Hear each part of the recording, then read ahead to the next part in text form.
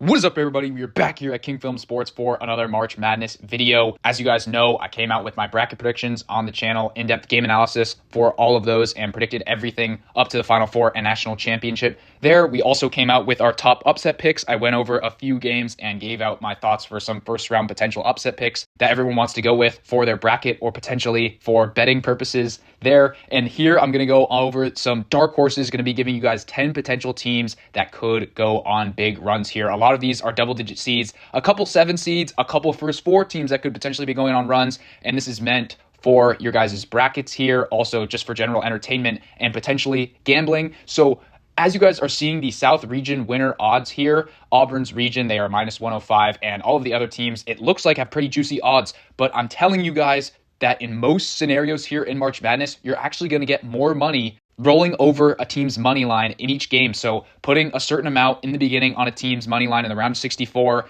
then if you win, taking that money and the money that you won, putting it on the next game, and then doing that throughout until the Final Four is actually going to get you more money than just putting the first amount of money on the team to win the region here. In most cases, that's how it's going to work out. So as we're seeing this bracket here, the first team that I'm going to go with is the UC San Diego Tritons. They are a very popular upset pick in that first game in Michigan. I outlined that one in my video about the potential upsets here, but I really just do think that there are a lot of dynamics at play here for them to turn over the Michigan Wolverines and potentially win that game at elevation there. And then I also think that they have a pretty easy path there potentially in the second round, especially if Yale can also upset Texas A&M to potentially get to the Sweet 16. But even against Texas A&M, I think that they could shoot the lights out against that team. I do not think that they'd be intimidated on the offensive glass. I think they would hold their own physically against that Aggies team as well. So I do think that they could get to the Sweet 16, but that's where things get juicy. They're probably going to have to take down this Auburn team in that matchup, and I definitely think that they could hang in there. I mean, listen, they're going to be like a 9 or 10 point underdog in that matchup, but I do think that if the shots are falling, they can hang in with this Auburn team there, and if they can do that, then they can definitely beat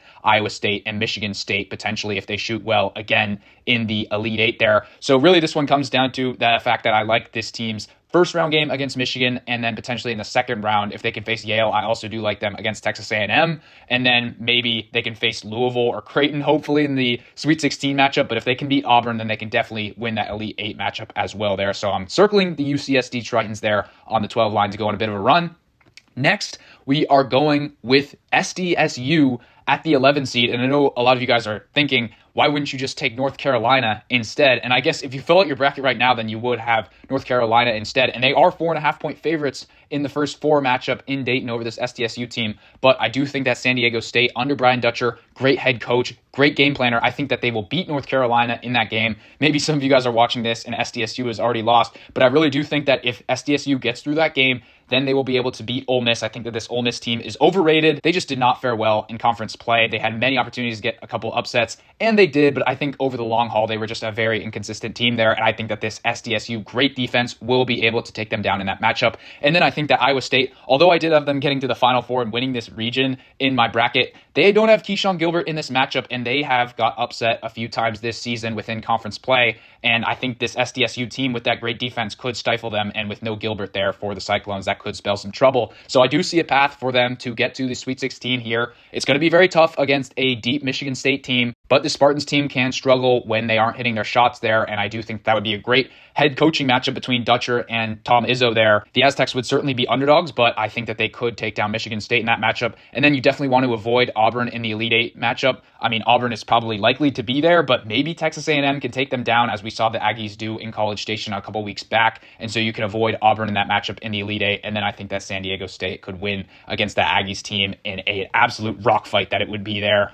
So San Diego State, they've got to win that extra game, but that's just more money for the money line rollover there. Their regular odds are 170 to 1. So you get 170 times the money that you put in for the future. And I think with the money line rollover, you could get something like 300 to 1, depending on the path that they get there. But this is a San Diego State team that made it to the Sweet 16 last year. And obviously 2 years ago, they were more talented, but they made it all the way to the national championship game. And they were only down 5 points to that talented UConn team with 2 minutes remaining there, ended up losing by double digits. But I do think that the San Diego State team has a lot of pedigree, and they did beat Houston earlier this season, among other teams that are in this field. So I do think that San Diego State can make a run there. And then finally, I am going with the New Mexico Lobos to potentially go on a run here. I know that everyone was sold on this Lobos team going on a run last year because they did win all of those games at the end of the season and the Mount West tournament to go on a big run. They had Mashburn, they had Dent, they had JT Toppin. They have Patino as their head coach there. His father has gone on his share of runs in March. So we were thinking that they'd go on a run. Then they got skull-drugged by Clemson in the first round, and it's all history. But I do think that this Lobos team is much more rounded into shape, especially on the defensive end this year. Not as many holes. Donovan Dent and Nelly Jr. Joseph are a great tandem to lead them out there. I do actually think that they match up pretty well with Marquette in that first game. And the more that I think about it, I think that they will win that game, although they are 3 or 4 point underdogs in that matchup. It's going to be very difficult against Michigan State in that second game. I'm not going to sugarcoat things, but if the Spartans get cold like they can against this Lobos defense, which has been improving over the season, and Donovan Dent has a signature game where he puts up 25, 30 points, then I could see them advancing there. And then for the heck of it, let's say that they play the SDSU or UNC team that I just chronicled, then I think they could win that one as well. They did split against SDSU this season, or I think that they could take down an Iowa State team without Keyshawn Gilbert. And then hopefully they would play Texas A&M in the Elite Eight, but if they had to face Auburn there, it would take a Herculean effort from Donovan Dent, which could happen. So I do like this Lobos team potentially to go on a big run there, and you would get very juicy odds if you are gambling on that as well. So now let's go to the Western region, and as you can see, Florida minus 125 to win this region. I am not in the business of laying those odds, so if you're taking Florida to go on a big run, probably just take them to win the national championship and definitely utilize the moneyline rollover there. I actually think that Texas Tech has pretty good odds there, but again, I like the moneyline rollover with them as well, potentially Maryland or Missouri. The first one that I'm going to be going over here, though, is Colorado State. This one is very interesting as they are favored over Memphis in this first round game. That one's going to be spectacular between Nick Clifford and PJ Haggerty in that matchup. And I just think that Nico Medved, one of the best coaches in the country, he's an absolute tactician. He's going to coach circles around Penny Hardaway in that first round game.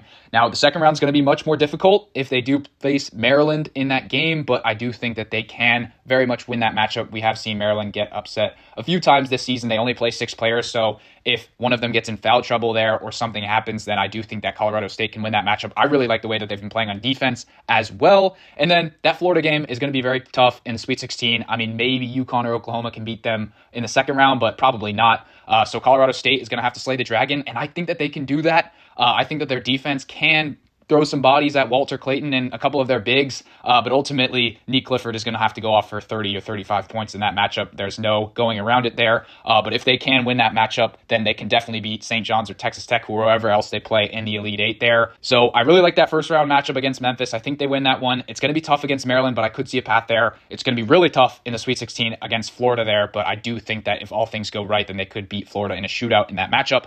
Then the next one that we are going with is the Drake Bulldogs here. I'm a little less bullish on this one just because I don't know how this Drake style is going to translate into the tournament setting here. We're going to see a lot just in those first few minutes against that run and gun Missouri team, because if Missouri's on their game, they could really supplant Drake with their slow style. This is kind of the Virginia teams of old with Tony Bennett there, just a very well-coached team, very disciplined on defense. But if Missouri's hitting their shots and Drake's down like 10 to 15 points, then it's going to be really tough for them to come back there. But on the contrary, they could suffocate that Missouri team, win in a 60 to 55 type of game there. And so if they win that matchup, I do think that they could take down a Texas Tech team who has been dealing with some injuries recently. I think that if Texas Tech is whole and playing well like we saw a couple months ago, they will be a force to be reckoned with. But I do think that Drake could slow things down and potentially win that matchup. And then a very interesting matchup between Drake and St. John's. St. John's definitely the better team, but very interesting stylistic matchup. I don't even know if either team would score 50 points in that matchup there. That would just be an all-time ugly defensive game. But Drake could definitely win that. Then hopefully Maryland or another team takes down Florida for them. So then they would just need to win against Maryland here in the Elite Eight. And I do think that they could do that there.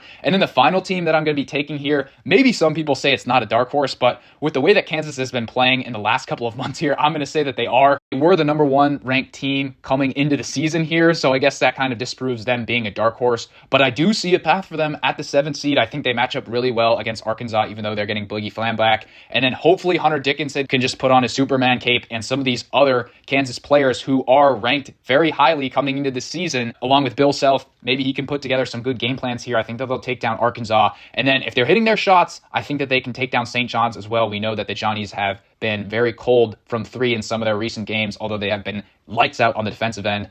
So Kansas could win that matchup. They did lose to Missouri. That was a huge upset earlier this year. Missouri would probably be favored in that matchup if they played again, but I do think that they could win that. I think that they could also beat Texas Tech. It would be very tough for them to beat Florida, but I think that this Kansas team, yes, they can lose to anyone, but I think that they will play with a mindset of nothing to lose in this tournament. It's going to be Dickinson's last hurrah as a Jayhawk, and I do think that they could go on a bit of a run if they unlock something new here, but we will see in terms of that. Then let's go to the Midwest region here. I think that this one could be wide open, especially when considering the injury situations of Houston here. Who knows if they'll have Juwan Roberts back. And that's a team that has been dominant throughout the regular season these past few years, but they've lost as a 1 seed in the Sweet 16 these last 2 seasons. So who knows? And the first one is going to be Gonzaga within this region.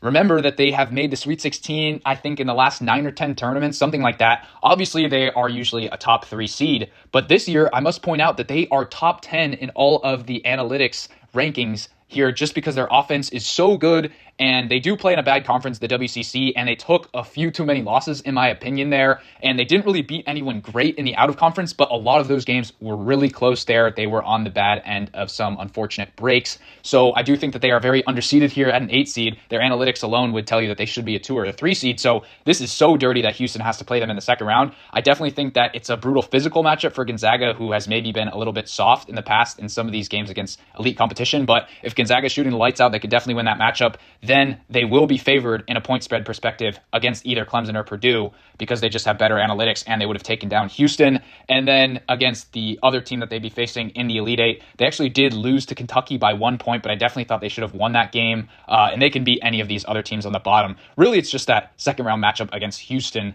for Gonzaga here. That's going to be their toughest game. But as you can see in the odds, as I put up earlier, Gonzaga is the third most likely team to win this region. So that's just going to be a titanic clash against Houston there. Also against Georgia in the first round. We'll see if Gonzaga can even win that because they've lost to some way worse teams than a talented Georgia team out of the SEC there. Then the next team, which is much more of a dark horse here, we're going with Xavier out of the first 4. I do think they are far superior to Texas. I really like Xavier to knock out the Longhorns in that first 4 matchup.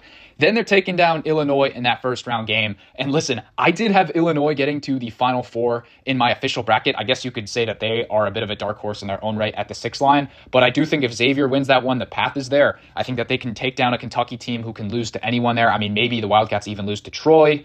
So they could get to the Sweet 16. I definitely see that path. And then Tennessee, Rick Barnes. I know I'm going to get slandered in the comments, but I tell it how it is. Rick Barnes has never made the Final Four with Tennessee here, and I won't believe it till I see it. So I definitely think that Xavier with Fremantle, they did not get many huge wins this season, but I do think that they played much better in February and March, although they did lose in that Big East tournament in their first game against Marquette. But I do think that they really dominated that game for most of it. So I do think that Xavier, with an easier slate here in the tournament, could get to that Elite Eight, and then hopefully they avoid Houston because I think that they could beat any of those other teams, including Gonzaga. In this one, I just had Purdue there, who is a very inconsistent team in their own right here, and I do think that Fremantle would dominate Trey Kaufman-Renn in that matchup. So I think that Xavier could potentially go on an electric run in that Midwest region. And then we get to the final region here. This is the toughest region for me in terms of picking a dark horse, just because I think that this Duke team has such a great path. I mean, for any of these other teams' sake, they probably hope that Cooper Flagg isn't his normal self here, even if he does come back. So probably you do not want to take a team on the top half of the bracket to go on a dark horse run there, just because they'll have to face Duke so early. And then I'm really circling the bottom half of this bracket here. The first one being the VCU Rams here out of the A10. They obviously got a couple big wins in the non-con and were great through A10 action for most of the season there, and then winning the conference tournament. I've talked at length about this BYU matchup. My numbers say it should be a pick'em type spread, so 50-50 between those two teams. If they can take down the Cougars, I definitely think that Wisconsin is liable to get upset here. We know that they've had some baffling losses this season, even in conference play when they've been playing better. They did lose to Penn State in that finale in Madison by double digits there. So I do think that this VCU great defense can put an end to Wisconsin and then advance to the Sweet 16. And then I think that they could definitely beat Alabama if Alabama's not hitting their shots there. If VCU is doing well from 3 there, they can also slow down the game against this Crimson Tide team. Also, Grant Nelson, we don't know what his injury situation is. So I definitely see a vulnerability in this Alabama team. And then you're just hoping to avoid Duke in the Elite Eight. Maybe Arizona can take them down to the Sweet 16. And then I think that VCU could definitely beat this Wildcats inconsistent team there to advance to the Final Four. But hey, I think they could also take down Duke in the Elite Eight if they get there. It's going to have to be extraordinary circumstances. They will be probably a 10-point underdog in that matchup, but crazier things have happened. So back the Rams to get a run potentially there. Or you could just substitute BYU in here as well, but the value is going to be substantially worse because they are a couple points better in the power rating perspective. But I definitely think the path is there for them to go on a run, knock out Wisconsin, and then potentially Alabama. And that BYU team, they had 2 crazy games against Arizona this season. So I would like to see a trilogy potentially there in the Elite Eight. That would be some great content. And then lastly here, we get to St. Mary's, also from the bottom half of this bracket. I really like how they match up against Vanderbilt. They're only favored by, I think, 2 or 3 points in that matchup. I think they should be favored by 5 or 6 because the Commodores have really been struggling as of late in SEC play. I think that a lot of these SEC teams are overrated, to be quite frank. And then I think that they could take down Alabama. As I said, if Alabama's not hitting their shots, then they could very well get upset here in the first weekend of this St. Mary's team. Then, as I said before, I think that this Wisconsin team can also get upset here. I think that the St. Mary's defensive style under Randy Bennett could slow down the game, and then Marshallonis, Morauskas could take over here. I also think that Mitchell Saxon matches up pretty well with Wisconsin, who doesn't really have a great big man. And then, hopefully for their sake, they get to play Arizona in the Elite Eight, but maybe they could take down Duke as well. So back the Gales to potentially go on a run there. I know they have a reputation for kind of choking in March. Yes, very tough last year against Grand Canyon in the first round, but I wouldn't sell my stock completely here. I think especially with this easy path, I could see it happening for the St. Mary's team if they get a little lucky there. So with all that being said, let me know what you guys think about these potential dark horses. Who are you backing? Is it a team that I didn't even mention in this video? Maybe a Grand Canyon or a McNeese or High Point or Yale to go on big runs in March? Let me know in the comments down below. As always, be sure to like and subscribe, and I'll see you guys all in the next one.